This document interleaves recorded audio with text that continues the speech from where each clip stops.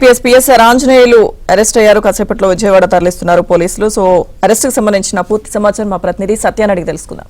సత్య, PSR Anjaneyulu ఇప్పటికే arrest కావడం జరిగింది. మరి కాసేపట్లో ఆయన్ను విజయవాడ తరలించే అవకాశం ఉన్నట్టుగా తెలుస్తోంది. ముఖ్యంగా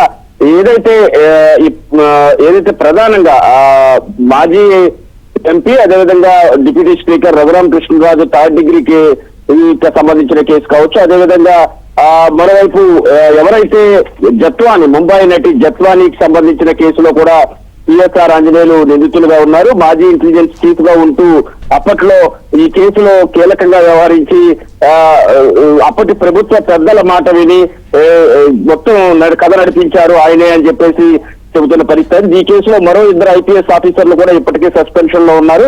ఒకవైపు వారికి ఈ సస్పెన్షన్ కు సంబంధించి సస్పెన్షన్ లో ఉన్నప్పటికీ కూడా బెయిల్ కు మాత్రం పిఎస్ఆర్ ఆంజనేయులు ఇప్పటి వరకు అప్లై చేయలేదు. ముంబై నటి జత్వానీ అరెస్ట్ కేసులో కావచ్చు సిఐడి పోలీసులు ఆయన విచారిస్తారని చెబుతున్నారు. తులసి నగర్ లో ఉన్నటువంటి సిఐడి ఆఫీస్ కు తీసుకొస్తారా లేకపోతే ఆసుపత్రికి తీసుకెళ్లి అక్కడి నుంచి కోర్టుకు తీసుకెళ్తారనేది కూడా చూడాల్సి ఉంది. రఘురామ కృష్ణరాజు పెట్టిన కస్టోడియల్ టార్చర్ కేసు కూడా A2 నిందితుడిగా ఈ పిఎస్ఆర్ ఆంజనేయులు ఉండడం జరిగింది. తనపై 2 కేసులు ఉన్నా ఇంతవరకు ముందస్తు బెయిల్ కు పిఎస్ఆర్ ఆంజనేయులు వెళ్లిన పరిస్థితి లేదు. అరెస్టు చేస్తారన్న సమాచారం ఉన్నప్పటికీ కూడా హైదరాబాద్ లోనే ఆయన ఉండడం జరిగింది. ప్రస్తుతం సస్పెన్షన్ లో ఉన్న పిఎస్ఆర్ ఆంజనేయులు జగన్ కు వీర విజయుడుగా వైసీపీ ప్రభుత్వం అధికారంలో ఉండగా పనిచేశారనేది మనం చెప్పుకోవచ్చు. అదేవిధంగా గత ప్రభుత్వంలో ఇంటెలిజెన్స్ చీఫ్ గా కూడా పనిచేస్తూ అప్పటి ప్రభుత్వం ఏం చెబితే అది చేయడం, ఎవరిని అరెస్ట్ చేయమంటే వాళ్ళు అరెస్ట్ చేయడం, అక్రమ కేసులు బనాయించడం లాంటి అనేక అభియోగాలు అయితే పలువురు చెబుతున్న పరిస్థితి అయితే ఉంది. అటు పిఎస్ఆర్ ఆంజనేయుల మీద కూడా కస్టోడియల్ టార్చర్ కు A2 నిందితుడిగా కూడా ఈ పిఎస్ఆర్ ఆంజనేయులు రఘురామ కృష్ణరాజుకు కస్టోడియల్ టార్చర్ కేసులో కూడా నిందితులుగా ఉన్న పరిస్థితి అయితే ఉంది. ప్రస్తుతం మనం చూడొచ్చు ముంబై నటి జత్వానీ కూడా తనకు అధికారులే చట్టానికి వ్యతిరేకంగా రాజ్యాంగానికి వ్యతిరేకంగా తనకు తీరని అన్యాయం చేశారనే విషయాన్ని కూడా జత్వానీ అప్పట్లో వచ్చి ఫిర్యాదు చేసిన పరిస్థితి అయితే ఉంది. ఇక్కడ మీడియా సమావేశాలు పెట్టి మరీ చెప్పడం జరిగింది. ఈ కేసులో నిందితులుగా వీరి ముగ్గురిని అంటే ఏదైతే జత్వానీని అరెస్ట్ చేయడానికి ముందే ఆమెపై ఎఫ్ఐఆర్ ఫైల్ కాకముందే ముంబై వెళ్ళడానికి టికెట్లు కొనడం కావచ్చు, ఆ బెదిరింపులు గురి చేయడం కావచ్చు, ఇక్కడికి తీసుకొచ్చి ఏదైతే VTPS గెస్ట్ హౌస్ లో ఆమె నుంచి టార్చర్ గురి చేసిన పరిస్థితి అయితే ఉన్నాయి.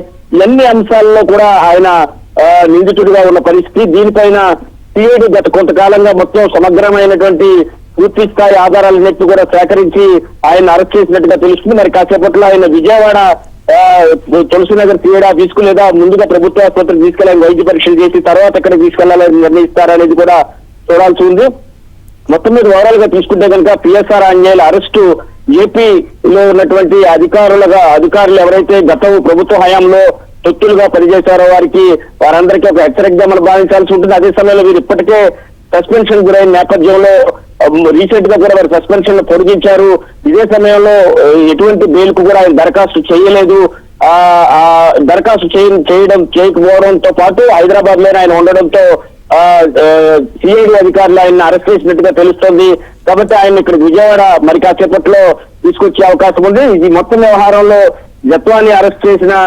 జత్వానీకి సంబంధించి కేసు కావచ్చు, అదేవిధంగా రఘురామ కృష్ణరాజు కస్టోడియల్ టార్చర్ కు సంబంధించిన కేసులో కావచ్చు, ఇవన్నీ కూడా ఆయన మీద అభియోగాలు అయితే ఉన్న పరిస్థితి అయితే ఉంది. అప్పట్లో రఘురామ కృష్ణరాజును అరెస్ట్ చేయడమే కాకుండా సిఐడి కార్యాలయంలో థర్డ్ డిగ్రీ ఆయన పైన ప్రయోగించారు.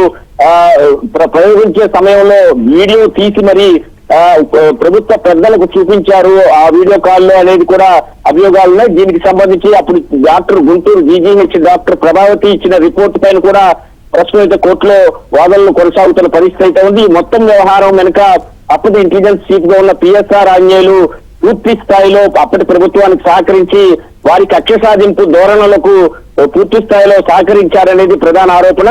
తులసి నగర్ కు మరి కాసేపట్లో పిఎస్ఆర్ ఆంజనేయులు తీసుకొస్తారా లేదా వేరే ఎక్కడికైనా తీసుకెళ్తారా అనేది మాత్రం చూడాల్సి ఉంటుంది. మొత్తం మీద ఓవరాల్ గా తీసుకుంటే కనుక ఈ పిఎస్ఆర్ రామాంజనేయులు అరెస్టు వ్యవహారం ఏపీ అధికారిక వర్గాల్లో చాలా చర్చనీయాంశమైందని మనం భావించాల్సి ఉంటుంది. Right, thank you Satya.